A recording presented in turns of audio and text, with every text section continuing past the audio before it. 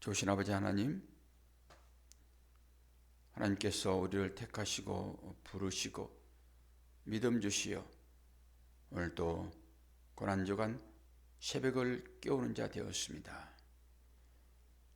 이렇게 우리가 주께 나오는 것이 우리의 힘도 아니고 우리의 의지도 아니고 전적인 하나님의 은혜임을 믿습니다. 주님이 걸어가셨던 그 길 한 발자국 한 발자국이 빗방울이고 땀방울이고 생명을 주시기 위한 간절한 길이었는데 오늘 새벽 우리들이 그 시간 회상하며 주님의 마음을 읽고자 합니다. 우리 마음을 열게 하시고 주님께서 행하신 그 일들을 받아들이게 하시고 그것이 생명이 될 수 있도록 은혜 허락하여 주옵소서.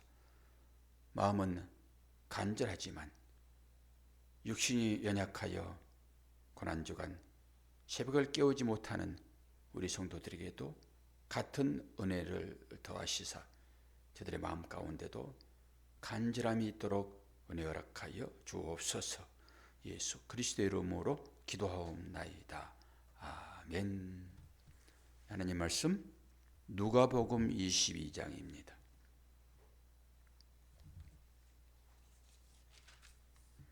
누가복음 22장 19절에서 22절까지입니다.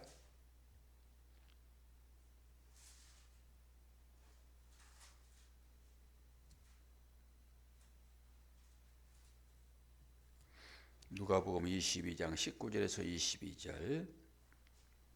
또 떡을 가져 감사 기도하시고 떼어 그들에게 주시며 이르시되 이것은 너희를 위하여 주는 내 몸이라.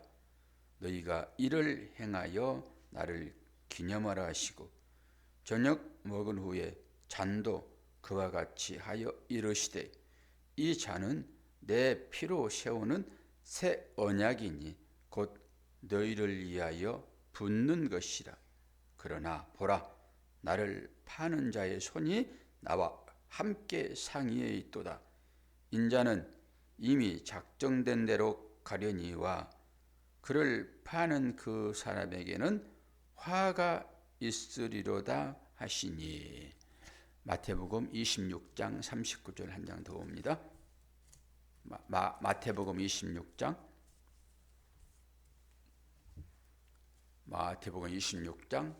39절입니다.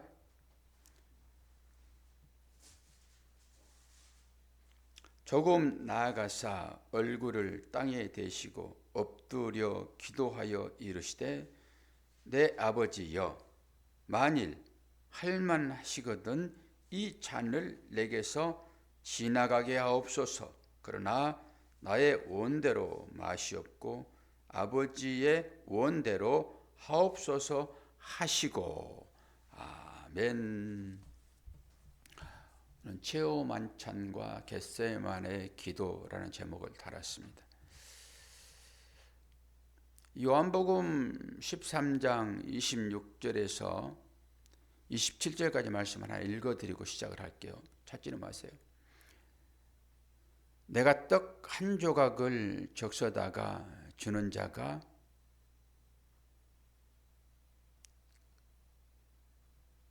그니라 하시고 곧 한 조각을 적셔서 가룟 시몬의 아들 유다에게 주시니 조각을 받은 후 곧 사단이 그 속에 들어간지라.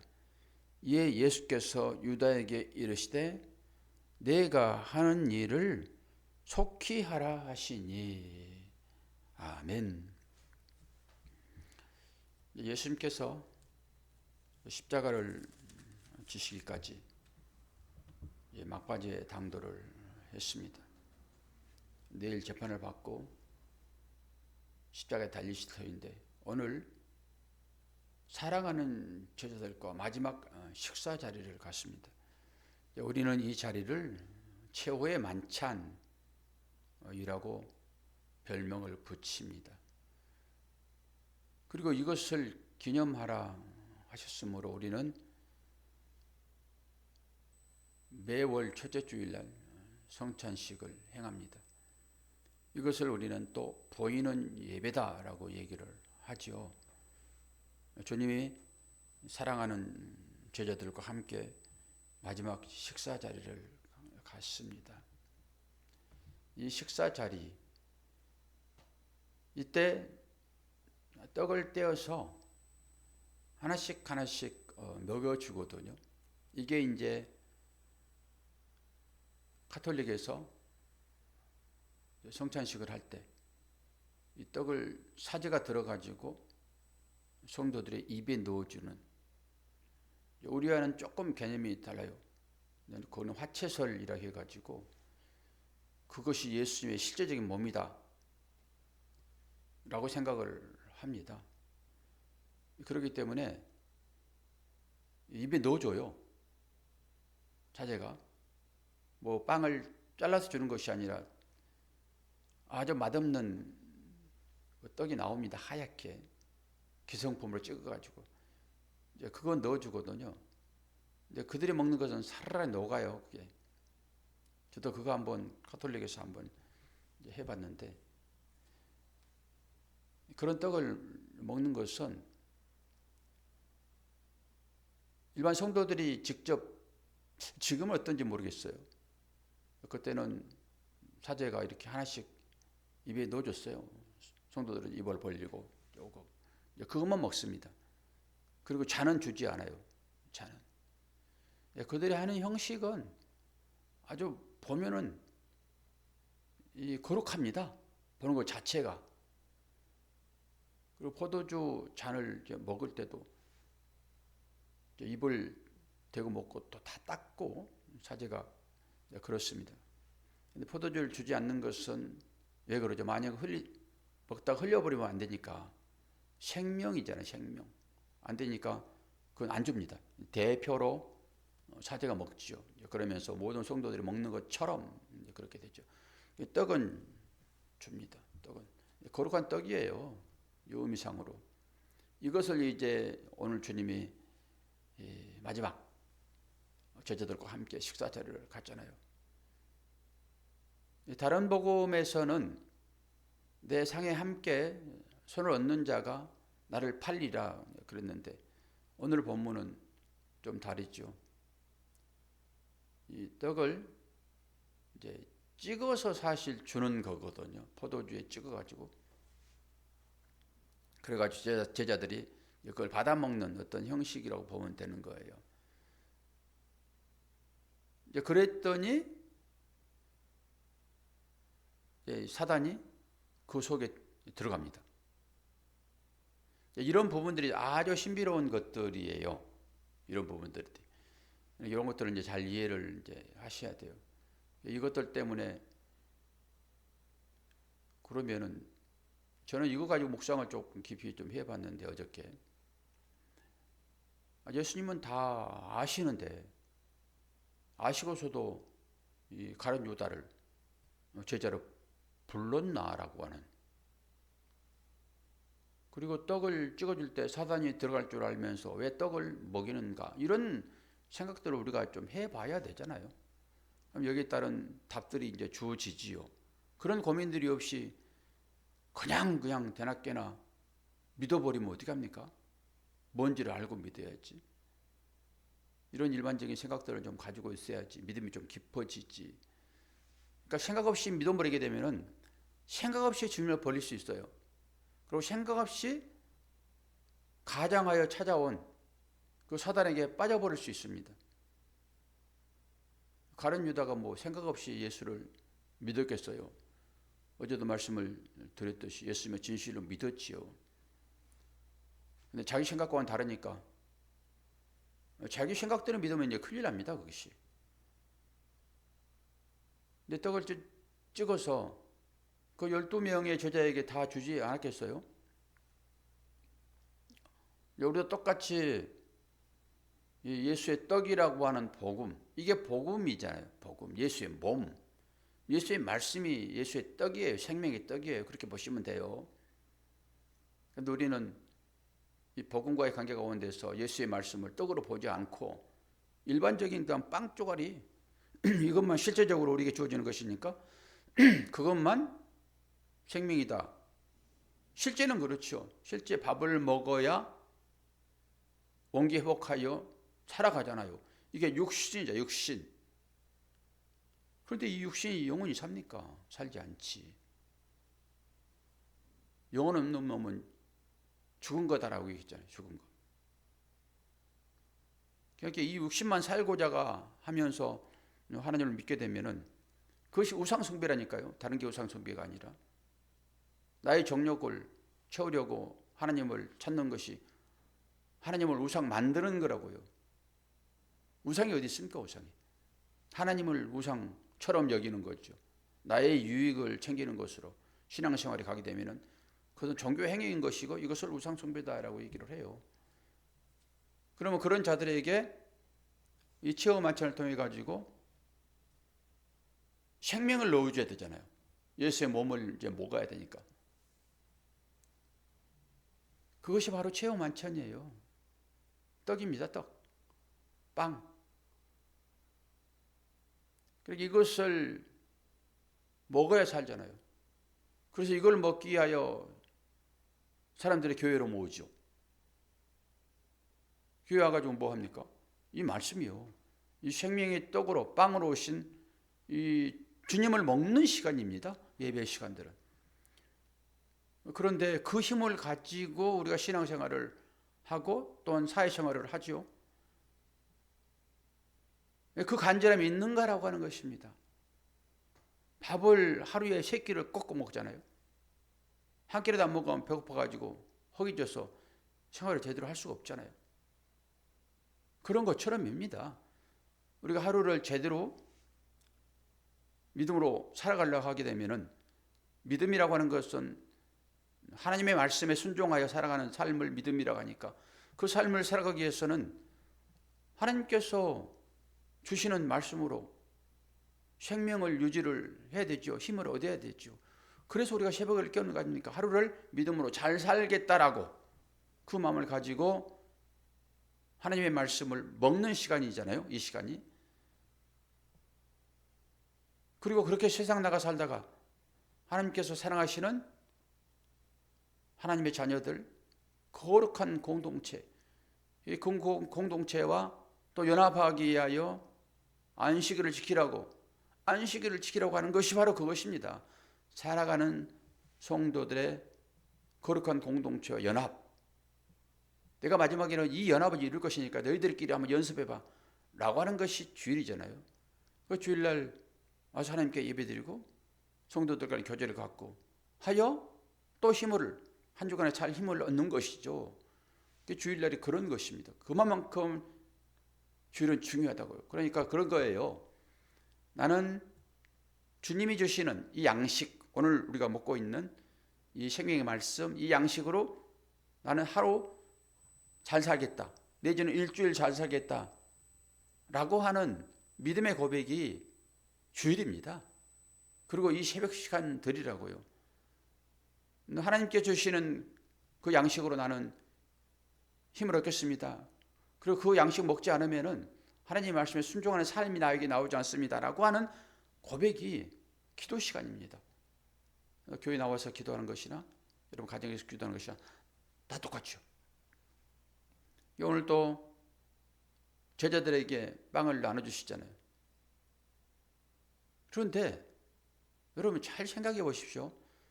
나는 예수가 우리에게 먹여주시는 이 생명의 양식, 자신의 몸인데 이걸 말씀으로 우리가 이제 받지만은 자신의 몸인데 이걸 먹고 생명으로 나오느냐? 그렇지 않으면은 우상을 숭배하는 하나님 반대편에 서 있는 자로 살아가느냐라고 하는 것입니다. 어떤 사람은 이 말씀, 영의 양식, 생명의 떡을 먹고 어떤 사람은 살고 어떤 사람은 그 생명의 양식을 먹고 저주를 받은 자로 나오더라라고 하는 가르침이에요. 오늘 뭐 다른 사람 얘기는 지금 나오지 않지요. 가룟 유다 똑같이 생명의 양식을 떡 조각을 받아 먹었는데 다른 사람들은 다 살아나는 길로 가지만은 가룟 유다는 저주의 길로, 심판의 길로 가버리잖아요. 똑같은 말씀을 들어도 이 말씀이 나에게 생명의 양식이 되는 사람이 있는가 하면은 똑같은 얘기를 들어도 저 말씀이 왜 나를 콕콕 찔러서 나를 더 아프게 해 라고 하며 말씀을 전하는 자를 죽이는 예수가 바로 말씀을 전한 자 아니었습니까? 그 유대인들에게 제사장 바리새인들 서기관들에게 말씀을 전하지 않았습니까? 그들이 어떻게 해요? 찔림이 와가지고 예수를 죽이는, 똑같은 양식을 먹더라도 어떤 사람은 그 양식이 생명의 양식으로, 어떤 사람은 심판의 도구가 되어버리는, 그렇게 나오더라 라고 하는 가르침이에요. 오늘 최후의 만찬이 바로 그러한 것을 우리에게 의미로 주어주고 있습니다. 우리에게 이렇게 말씀하실 수 있지요. 내 사랑하는 자녀들아, 내가 주어지는, 내가 너희들에게 주는, 먹여주는, 사실은 먹여주는 거거든요. 먹여주는 이 양식이 너희에게 생명으로 나오는 양식이 되었니? 그렇지 않으면 너희들의 육신의 양식이 되어서 너희들만 배부르고자 하는 그런 힘으로 나왔니? 라고 물어보잖아요. 그러면 나만, 나의 즐거움만, 나의 생명만 챙기는 것으로 이것이 나왔다 하게 되면은 그는 그것으로 먹고 이 땅 가운데서 사라지고 말 것입니다. 하나님 나라로 어떻게 옮겨지냐고요. 영의 양식이 되지 아니하였는데, 하늘 양식이 되지 않고 육의 양식이 되었는데 어떻게 변화되지 않는 몸으로 하나님의 나라에 들어갈 수 있냐고요. 이 하나님 말씀이 여러분 그렇게 들려져야 돼요. 오늘 최후 만찬, 주님이 다시는 제자들과 함께 식탁 자리를 할 수 없잖아요. 이 영의 양식으로 여러분들 잘 받아들이시기를 바라고요. 그리고 이제 마태복음에서 주님께서 마지막 기도 한번 하시잖아요. 이것을 겟세마네 기도라고 합니다. 겟세마네 기도. 이 겟세마네는 뜻이 뭐냐 그러면은 기름틀입니다. 기름틀. 기름을 짜내는 틀이라고요. 주님은 그곳에서 기도하세요. 얼마나 빡세게 기도를 했으면은 땀방울이 뭐가 됐어요, 권사님? 핏방울 됐다고. 사실 실제적으로 연구를 해보았더니 정말로 애를 태우면은, 그렇게 간절하게 애를 태우면은 모세 혈관들이 터진다고 합니다. 우리 실제적으로 보잖아요. 이 안압이 올라와 가지고 눈에 그 핏방울 생기는 거 보시잖아요. 그런 것입니다. 간절하게 되면은 이 모세 혈관이 터져 가지고 그게 땀이 흘러나올 때 같이 흘러나온답니다. 우리가 그 정도까지는 경험이 별로 없잖아요. 그런데 애통함은 우리가 있죠. 애통함이. 예수님께서 이 기름 짜는 틀이라고 하는 장소에서 그 기도를 했다라고 하는 것은 무슨 기도를 하실까요? 하나님이세요, 그분은. 무슨 기도를 하실까요? 앞으로 우리가 신앙생활에서 여러 어려움을 만날 때 간절한 마음으로 기도할 것을, 그리고 우리의 기도를 대신 주님께서 드려지는 그런 기도라고요. 우리의 기도가 생명을 얻을 수 있습니까? 주님이 다 미리 우리의 기도를 다 하셔서 우리가 짧게라도 고통 가운데서 기도할 때 하나님은 그 기도에 응답하신다라고 하는 현재 네가 당하고 있는 그 어려움 내가 다 가져갔으니 너무 염려하지 말거라 내 사랑하는 딸아 아들아. 이런 것을 생각하시고 주님이 겟세마네에서 기도할 때 땀방울이 핏방울이 되었다라고 하는 것입니다.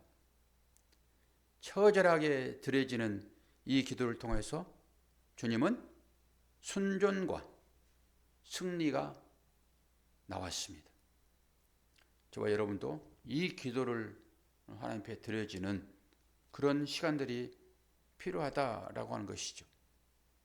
이 기도는 결국 죽음의 공포를 극복하고 하나님 구원의 뜻을 받아들인 핵심적인 기도입니다. 우리들도 이런 기도를 당연히 해야 되지 않겠습니까? 이 기도는 어떤 기도입니까? 하나님 아버지, 예수님의 아버지, 그분과 끊어질 결단의 기도입니다. 이 십자가의 죽음이라고 하는 것은 아버지와 결단된 상태입니다. 물론 온전한 신성을 입으시고 온전한 인성을 입으셨으므로 뭐 신성이야 끊어지겠습니까? 그러나 이 육을 입고 있는 이 육신, 이것이 완전히 십자가를 통해 가지고 죽어지잖아요. 아버지와 끊어진다고요. 하나님과 끊어지는 것입니다. 이 끊어질 때 얼마나 여러분 아플까요? 이 기도를 주님은 지금 들으신다고요. 그 각오를 하고 들으시는 것입니다. 그래서 겟세마네 기도는 십자가의 사건이 갑자기 우리에게 일어난다라고 하는 그 의미가 아니라 철저한 준비를 통해서 하나님께서 행하시는 그 일들이 우리 가운데 일어나고 있음을 보여주는 것입니다. 우리의 믿음도 그렇죠. 우리의 믿음도 하나님의 계획 가운데서 우리 구원이 일어난 것이지 그냥 갑자기 내가 믿어가지고 와, 너 믿음 참 좋다라고 우리를 구원해 내신 것이 아니라 하나님은 우리가 이 믿는 자리로 초대받아서 새벽기도 드리는 이 사건들도 하나님의 계획 가운데 들어있고 이 기도를 통해서 하나님 우리를 영원히 사는 그 길로 인도하실 것입니다. 기름 짜는 틀에서 기도하시는 그 주님의 그 간절한 그 기도가 자신은 아버지와 끊어질 그런 결단이 있었고 그것이 끊어짐으로 인해 가지고 하나님과의 인간 가운데 있는 죄악이 끊어지고 우리는 하나님과 회복되어지는, 우리는 영원히 하나님을 보지 못한 큰 수렁이 우리를 가로막고 있어서 도대체 하나님 나라에 이룰 수 없는 우리들이었지만은 주님이 대신 그 모든 저주를 다 가져가시고 이 겟세마네 동산에서 기름틀에 꼭 눌린 것처럼 그 간절함으로 우리의 이 사망 선고된 이것을 가져가시고 하나님과 연결시켜 주는 것이 바로 겟세마네 기도이고 그 기도가 우리를 다시 한번 하나님의 자녀의 신분으로 회복되어지는 거룩한 기회로 주어졌다라고 하는 것을 한시도 잊어서는 안 될 것입니다. 혹여 우리의 삶 가운데 겟세마네 기도가 필요한 삶으로 우리가 인도되어질 때 우리는 하나님께서 나를 어떻게 버리시고자 하시는 것인가 라고 하는 것이 아니라 나의 죄가 얼마나 컸으면은 하나님과의 그 사이가 얼마나 멀어져 가지고 그것을 회복하는 것이 얼마나 힘들었으면은 주님이 우리를 위하여 그 겟세마네 동산에서 땀방울이 핏방울이 되는 그 기도를 하셨겠는가 라고 생각하시고 혹여나 우리가 어떤 삶으로 찾아오는 고통이 있었을 때 그 주님을 조금이라도 좀 생각해 보고 그리고 나는 또 다른 사람을 위하여 어떠한 마음으로 이 겟세마네 기름틀 같은 장소에서 기도를 하고 있는가? 저는 이 말을 하면서도 저를 돌아봅니다.